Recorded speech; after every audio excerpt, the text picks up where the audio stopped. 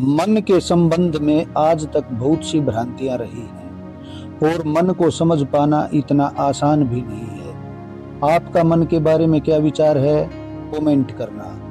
और अगर चैनल पर नए हैं तो चैनल को सब्सक्राइब करना, वीडियो को लाइक व शेयर करना। शरीर सत्य है और आत्मा भी सत्य है, मन भ्रांति है। शरीर की पीड़ा का तो सन्यासी को भी पता चलता है, क्योंकि शरीर सत्य है। और आत्मा की तो कोई पीड़ा होती ही नहीं। आत्मा तो शाश्वत सुख में है, सच्चिदानंद है। मन धोखा है। मन किस बात से पैदा होता है, इसे समझना। मन तादात्म्य से पैदा होता है। तुमने कहा यह मेरा शरीर, तो मन पैदा हुआ। तुमने कहा यह मेरा मकान, तो मन पैदा हुआ। तुमने कहा यह मेरी पत्नी, तो मन पैदा हुआ। तुमने कहा यह मेरा धन, तो मन पैदा हुआ। मन तो मेरे से पैदा होता है। मन तो मेरे का संग्रह है। इसलिए तो सभी संतों के उपदेशों में एक बात अनिवार्य है, परिग्रह से मुक्त हो जाओ, मेरे से मुक्त हो जाओ। क्योंकि जब तक तुम मेरे से मुक्त नहीं होगे, तब तक मन से मुक्त न हो सकोगे। मेरे को हटा लो तो बुनियाद गिर गई और मन का भवन गिर जाएगा।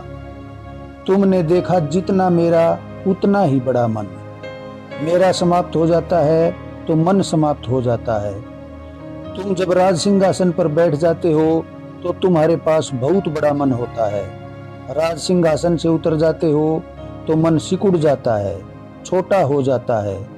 इसलिए तो बुरा लगता है जब पद खो जाए, धन खो जाए, क्योंकि सिकुड़ना पड़ता है।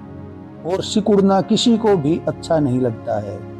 इनसे छोटा होना पड़ता है और छोटा होने में अपमान मालूम होता है, निंदा मालूम होती है। तुम्हारी जेब में जब धन होता है तो तुम फैल जाते हो। अगर मेरे को त्याग दो तो मन गया।